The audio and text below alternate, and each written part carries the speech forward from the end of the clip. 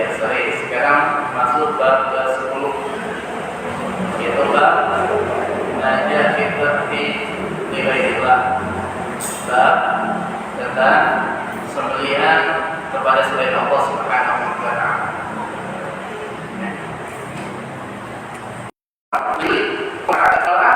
Beribadah dalam rangka kurban, maka syiriknya. Kalau tidak bersama Allah, kalau dalam rangka berkorban untuk selain Allah Subhanahu wa taala, disembelih untuk selain Allah Subhanahu wa taala dalam apa? Dalam rangka ibadah, mendekatkan diri kepada selain Allah tersebut.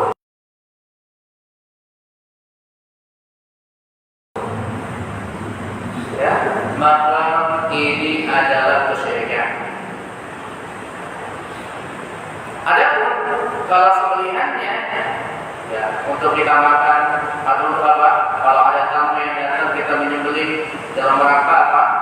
Menghormati tamu dan seterusnya, maka ini dibolehkan. Ya. Nah ini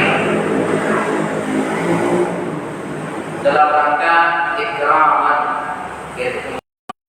Bagaimana syaratnya orang yang membeli?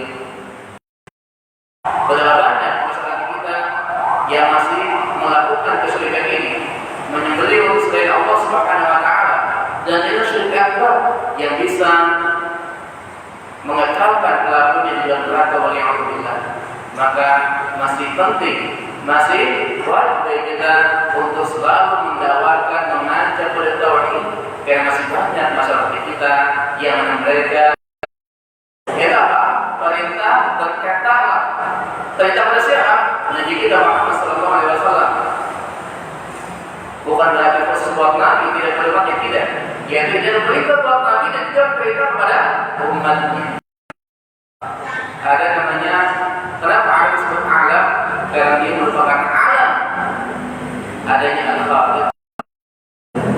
Makanya ya, apa makanya? Hidup boleh mati itu untuk Allah, tidak boleh selain. Jadi mahya mati ini bisa ditafsirkan dengan dua makna. Mungkin apa?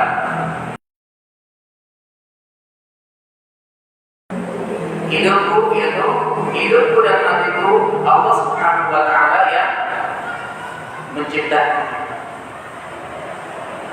Allah Subhanahu wa taala yang menghidupkanku dan juga yang mematikan.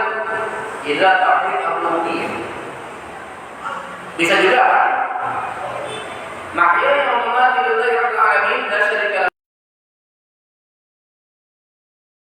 Ibadah yang aku lakukan dan amalan-amalan yang aku lakukan, wa memati dan juga aku mati di atasnya. Ya apa? Aku tunjukkan semuanya untuk Allah, la syarika lahu, tidak pada selain. Maksudnya.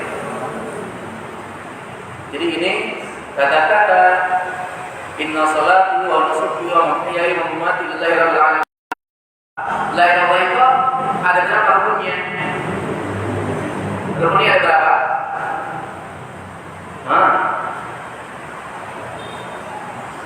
Ada dua, apa? An-Nabi dan Al-Ifat. Al-Ifat itu menetapkan sesembahan hanya kepada Allah selain Allah. Sebagaimana di sini, yaitu lillahi rabbil alamin, kita tetapkan segala salat kita, sembelihan kita dan ibadah kita terus keseluruhan kita tetapkan untuk Allah. Lillahi rabbil alamin.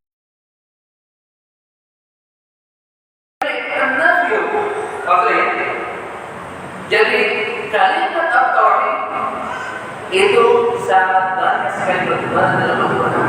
Akan tetapi dengan lafaz yang berbeda-beda. Maknanya dengan lafaz yang berbeda-beda. Akan tetapi kalau kita memahami maknanya sama.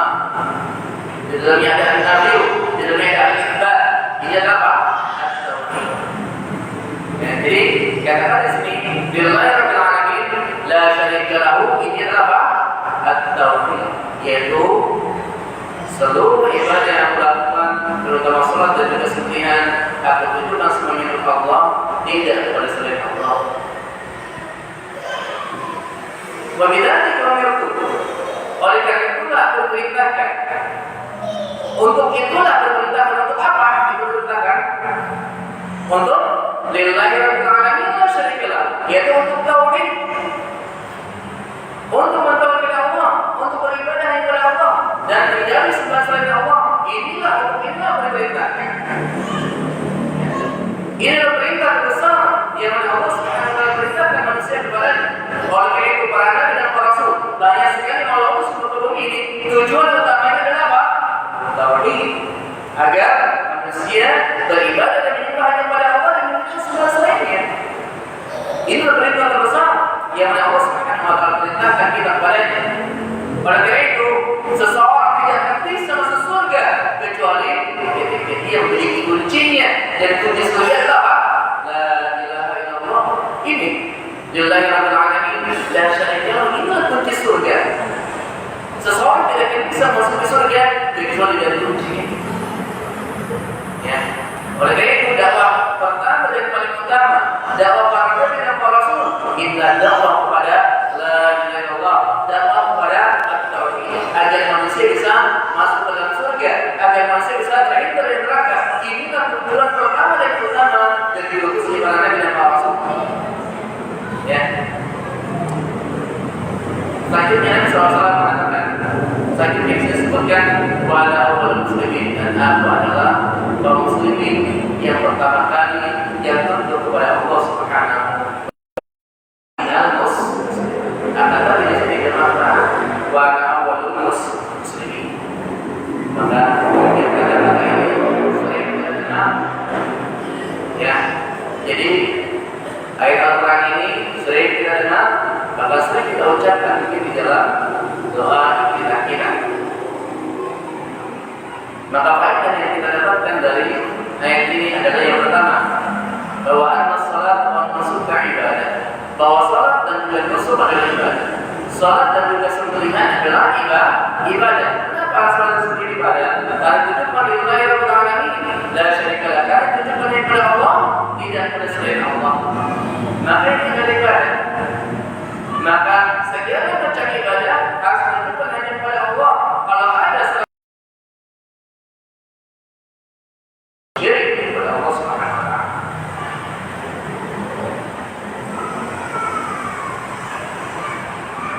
Selanjutnya di antara faedahnya bahwa anda jami'an al-ahli salih al-hayat idza arada yataqarrab ila Allah in qalba ibadah. Jadi segala amalan seorang hamba yang saleh, kalau dia inginkan untuk mendekatkan diri kepada Allah Subhanahu wa taala, maka akan menjadi ibadah. Nah, contohnya perbuatan yang mubah. Ya, perbuatan yang mubah. Kalau kita ingin jangan untuk mendekatkan diri kepada Allah Subhanahu wa taala, kalau kita niatkan di dalam perkara yang mubah tersebut, yaitu untuk mendekatkan diri kepada Allah Subhanahu wa taala, maka ini bisa mendatangkan pahala di sisi Allah Subhanahu wa taala. Apa contohnya? Contohnya perkara yang mubah. Contohnya apa? Makan, ya kan? Makan itu apa? Makan hukumnya apa? Mubah. Apa mubah maksudnya? Enggak diharuskan, enggak dilarang. Oke. Boleh makan, boleh enggak makan. Itu namanya mubah. Bahasa Inggrisnya jais, itu boleh. Kalau ada seseorang dia makan,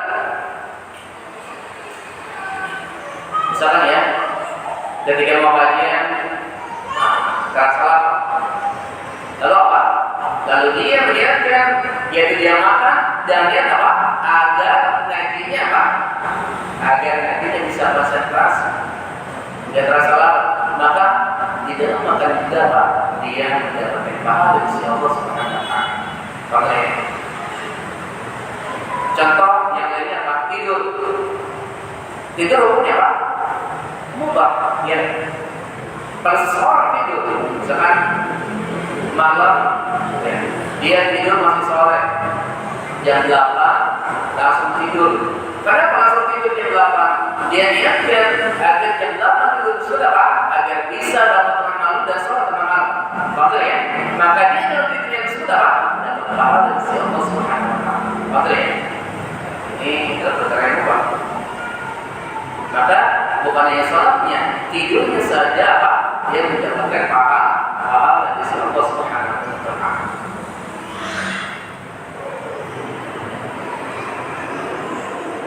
Selanjutnya, bahwa ada ibarat bil amal khawatimuha, bahwa yang diambil pelajaran dari amalan-amalan atau amalan-amalan itu diambil apa? Akhirnya. Amalan-amalan itu dilihat yaitu akhirnya. Maka di sini apa disebutkan? Wa mamati. Ya kan?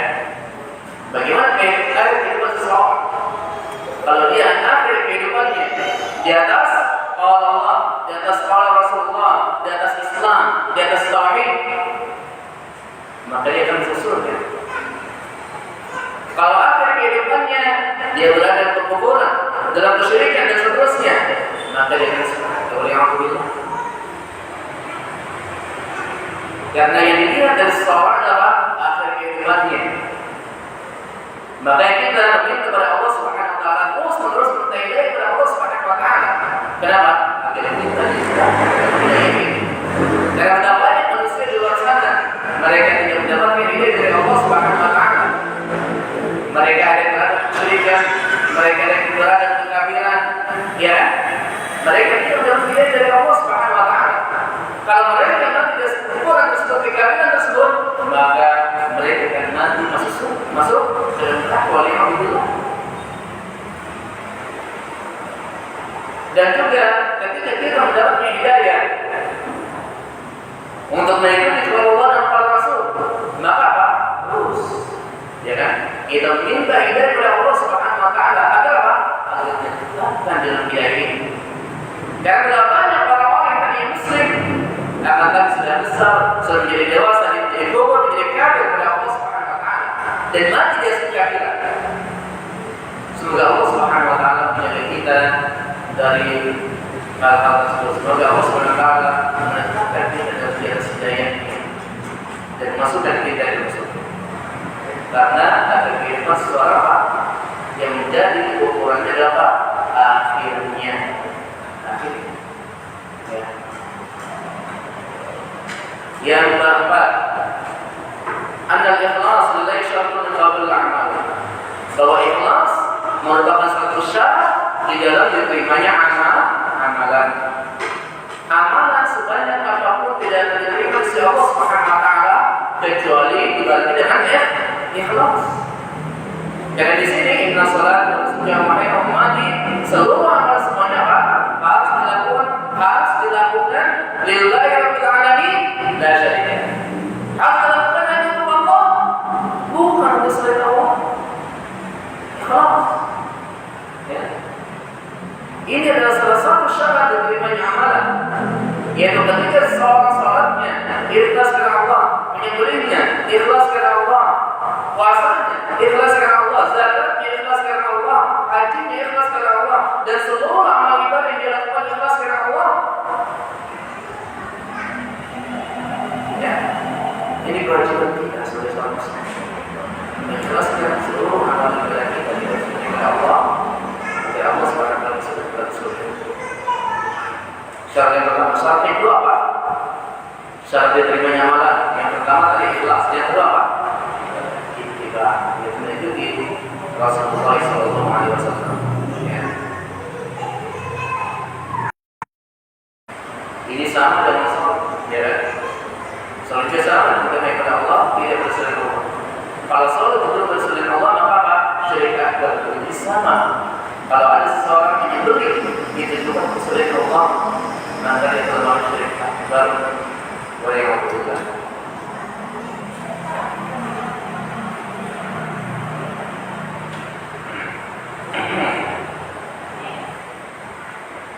Selanjutnya dalil yang kedua. Kalau Allah Azza wa Jalla dalam surat Al-Kautsar, setelah kita hafal Allah berfirman,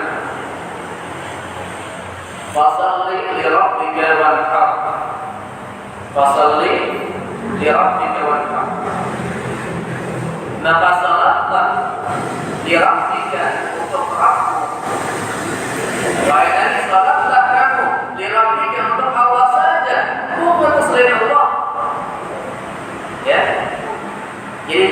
kita sholat, kita lakukan semua dan seluruh sholat yang kita lakukan kita harus tujukan apa? Lirabbika, untuk Allah Subhanahu wa taala.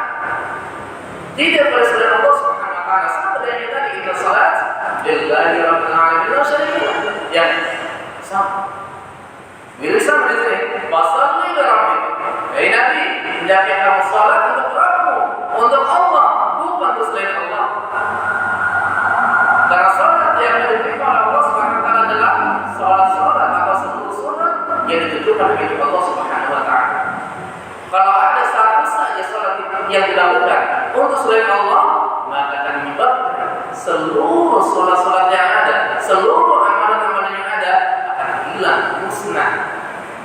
Ya, kita telah bersyirik akbar kepada Allah Subhanahu wa taala. Wanhar, apa wanhar? Dan sembelihlah. Wanhar. Di sini ada belajar bahasa Arab. Bahasa Arabnya menyembelih itu apa? Hah?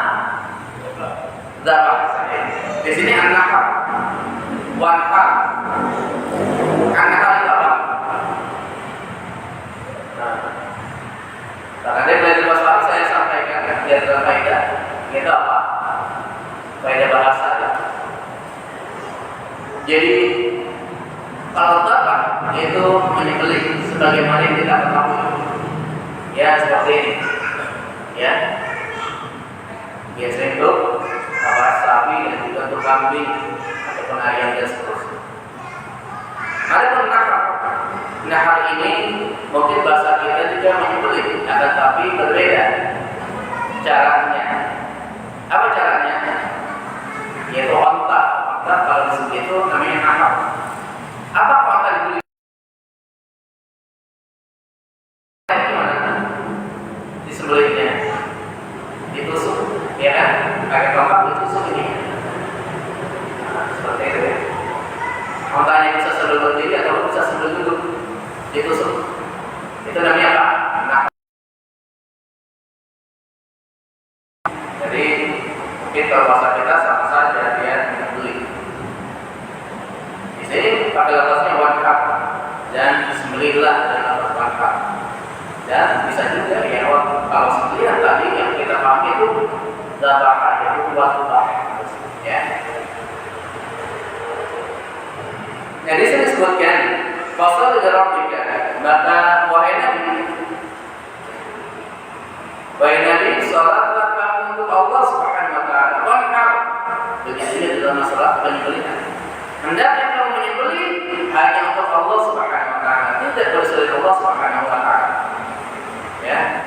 Jadi dia yang tadi itu salat wa nusuki, salat dan juga sembelihan. Di sini fasal li rabbika wanhar, salat dan sembelihan. Yang ulama ada mengatakan bahwa apa? Bahwa sholat adalah seutama-utama ibadah badaninya, ibadah badan. Dan sembelihan adalah apa? Seutama-utama ibadah harta. Yang terutama yang bermakna seperti itu. Itu Allah SWT menyebutkan di sini. Karena digantikan dengan sholat.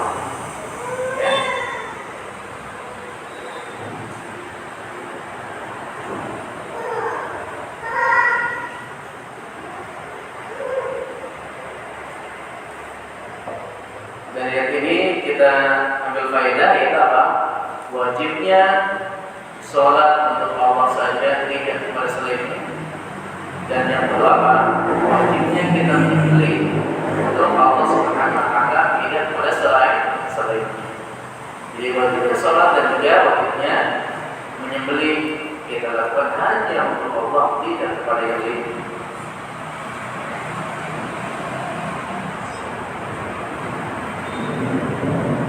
Selanjutnya dari yang Ali radhiyallahu anhu qala, ini dari hadis Nabi sallallahu alaihi wasallam yang diriwayatkan oleh Imam Muslim, yaitu Ali radhiyallahu anhu qala, haddatsani Rasulullah sallallahu alaihi wasallam bi arba'i kalimat, la'ana Allah man dhabaha li ghairillah, la'ana Allah man la'ana والديه لعن الله من أوى محدثا لعن الله من غير منار الأرض. Di sini Ali radhiyallahu anhu menyebutkan yaitu haddatsana Rasulullah sallallahu alaihi wasallam dengan kalimat Rasulullah sallallahu alaihi wasallam telah berkata kepadaku dengan 4 kalimat. Rasulullah SAW mengatakan kepadaku 4 kalimat, mengajarkan 4 kalimat. Apa saja yang disebutkan oleh Rasulullah SAW di dalam mengajarkan Ali radhiyallahu anhu? Yang pertama, la'anallahu man tabaha li ghairillah. Artinya, semoga Allah melaknat orang yang menyembelih untuk selain Allah. Semoga Allah melaknat orang yang menyembelih untuk selain Allah. Apa sih laknat? Bisa sebutkan laknat ada 4 laknat disebutkan oleh Rasulullah SAW. Apa laknat? Laknat itu apa?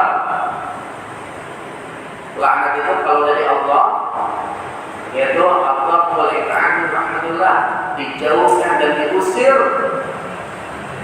dan dijauhkan dari rahmat Allah Subhanahu wa taala. Itu namanya laknat. Dalam bahasa kita tidak laknat, ya kan? Yaitu mengambil dari bahasa Arab. Itu dalam bahasa Arab, laknat itu maknanya adalah diusir dan dijauhkan dari rahmat Allah Subhanahu wa taala. Adapun kalau laknat dari manusia, maka maknanya adalah celaan, mencela.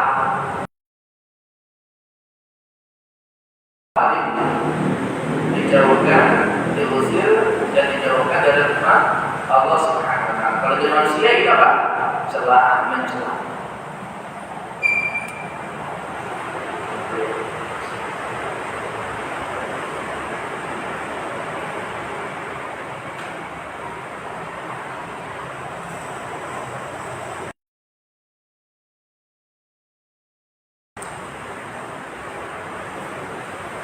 Ini yang pertama yaitu la'anallahu man tabaha li ghairillah. Semoga Allah Subhanahu wa taala melaknat orang yang menyembelih untuk selain Allah Subhanahu wa taala.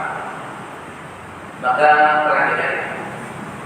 Di sini ada lafaz umum yaitu semoga Allah melaknat orang yang menyembelih untuk selain Allah. Ya.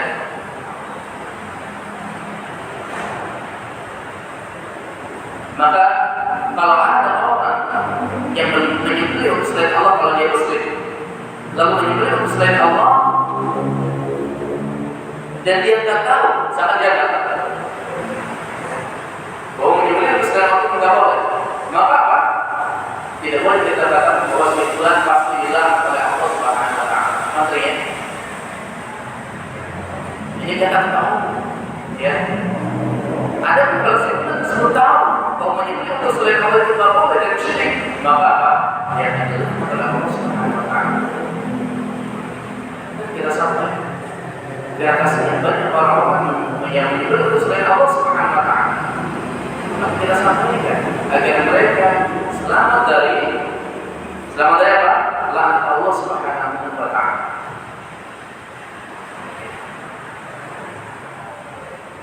Yang pertama tadi semoga Allah melaknat orang yang menyembelih selain Allah. Yang kedua, la'anallahu man la'ana walidayhi. Semoga Allah melaknat seseorang yang melaknat kedua orang tuanya. Semoga Allah melaknat orang yang mencela kedua orang tuanya, melaknat kedua orang tuanya. Mungkin di zaman sekarang kita mungkin terbiasa ada sebagian orang yang seperti ini, ya.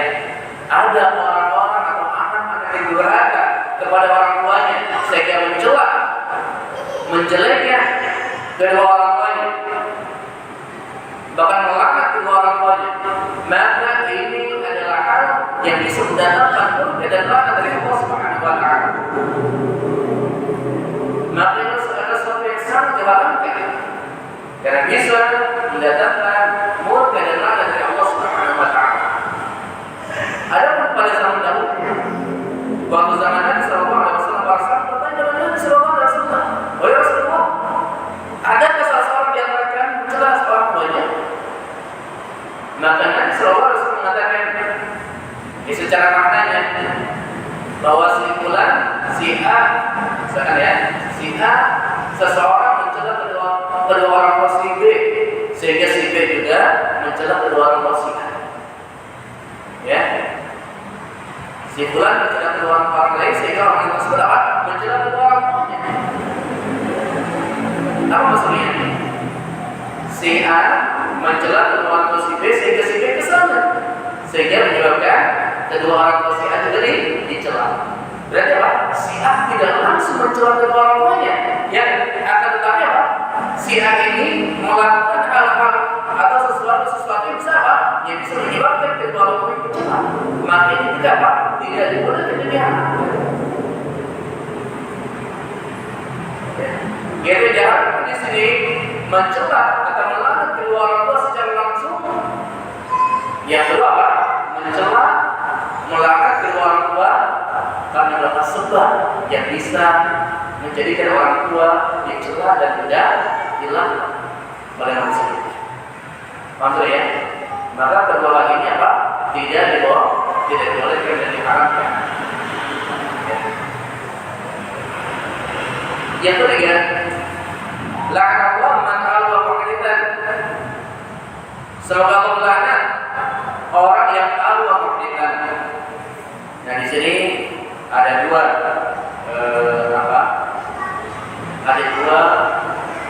bacaan. Bisa alwa muhditsan, bisa alwa muhdatan. Itu dijelaskan oleh para masyarakat kitab ini. Semoga Allah mencela atau semoga Allah melaknat siapa? Alwa muhditsan. Kalau muhditsan artinya adalah apa? Itu penjahat. Muhditsan artinya apa? Penjahat. Apa maknanya? Semoga Allah Subhanahu wa taala melaknat orang yang membela penjahat. Semoga Allah Subhanahu wa taala melaknat orang yang menolong dan membela siapa? Penjahat. Artinya dalam surga apa? Tidak boleh dilindungi di dalam surga. Karena akan mendatangkan murka dan laknat dari Allah Subhanahu wa taala.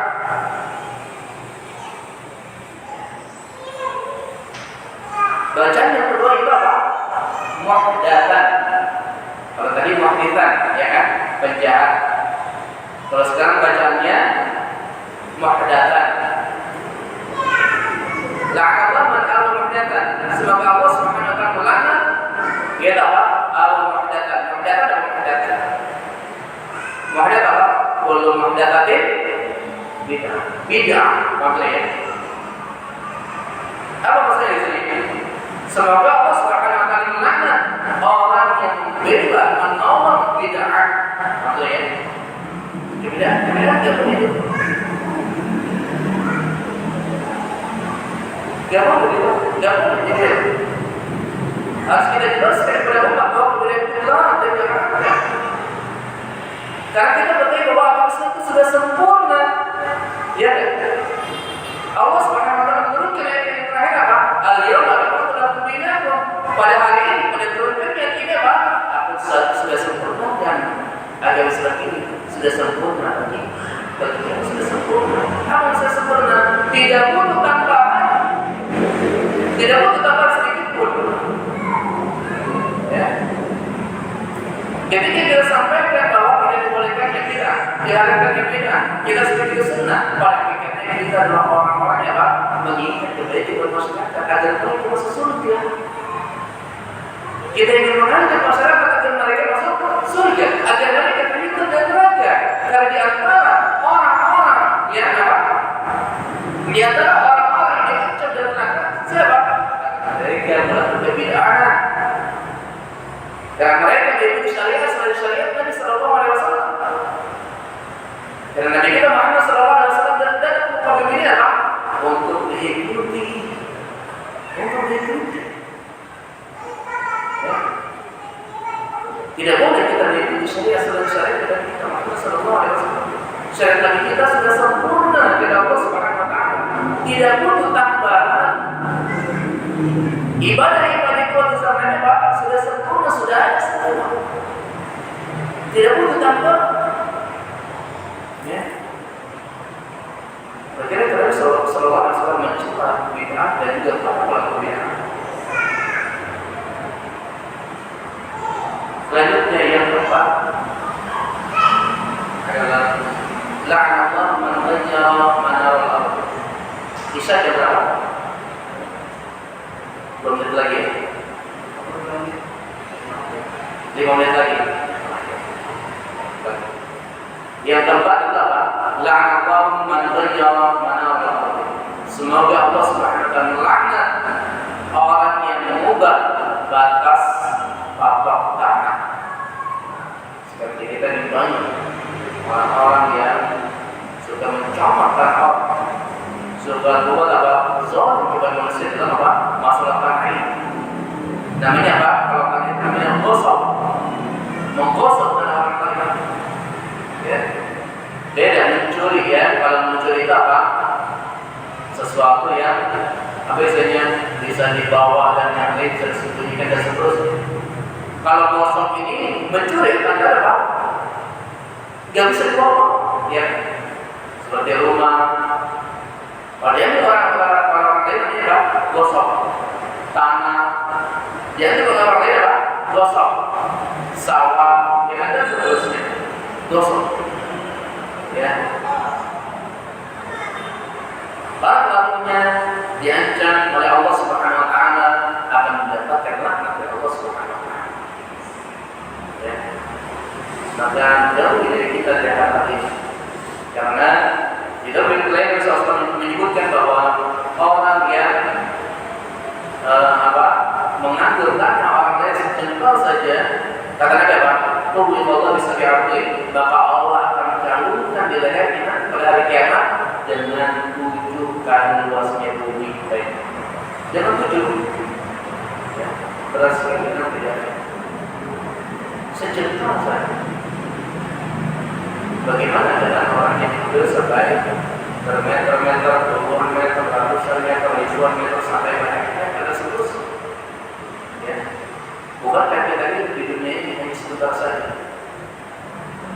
Apakah kita akan mengorbankan hidup yang abadi karena hanya ini sebentar saja?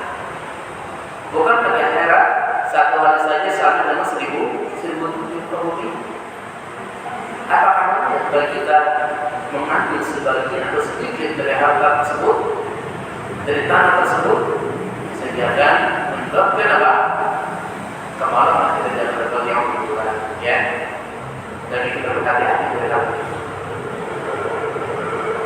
Jadi faedah yang kita ambil dari hadis ini adalah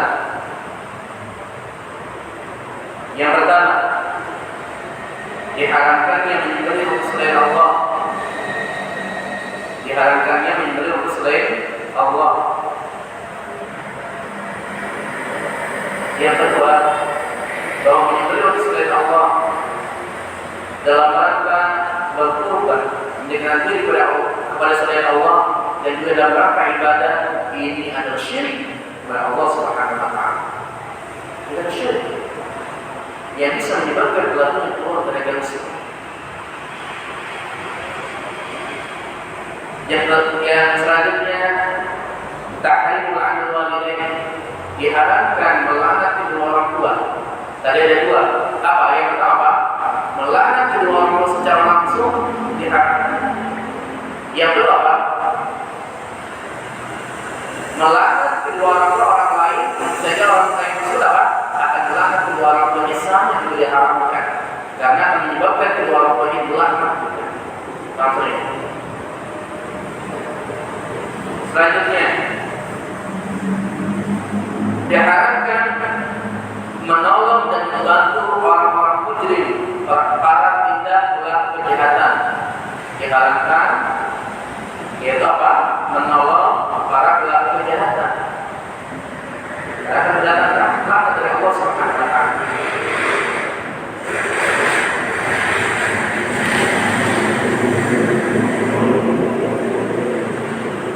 Selanjutnya apa tadi? Diharamkan membela kebid'ahan, ya kan? dari yang sama. Yang tadi sebutnya makdikan, kalau ini makdatan, ya kan? Diharapkan menolong, membela kebidanan. Ya. Dan yang selanjutnya diharapkan mengubah batas patok tanah. Diharapkan mengubah batas patok tanah. Dan yang terakhir yaitu bolehnya melaknat orang-orang fasik secara umum. Boleh melaknat orang-orang fasik secara umum. Apa maksudnya secara umum? Ya. Apa maksudnya? Semoga Allah melaknat orang yang minum khamr, semoga Allah melaknat orang berzina dan seterusnya. Maksudnya, kalau ada seorang minum khamr, maka tidak boleh kita laknat. Semoga Allah melaknat si fulan, tidak boleh. Maksudnya, jadi di sini sebutnya apa? Secara umum. Maksudnya, kalau ada orang yang mengambil batas orang lain, atau ada orang yang mengambil tanah atau rumah orang lain, tidak boleh kita katakan langsung bersebelah, bulan, ini ada orang yang melaknat, tidak. Maksudnya, karena di sini yang dibolehkan apa? Melaknat secara umum. Apa maksudnya secara umum? Semoga Allah melaknat orang yang mengambil tanah atau mengambil rumah orang lain. Boleh ya? Boleh. Maksudnya harus dibedakan. Lafaz secara umum dan juga lafaz secara ta'yin yang terkait itu orang per orang disebutkan. Kalau secara umum boleh disebut. Karena orang per orang maka kita harus hati-hati di dalamnya. Maksudnya nanti kita harus hati-hati. Maka insyaallah kita setelah salat Isya. Assalamualaikum warahmatullahi wabarakatuh.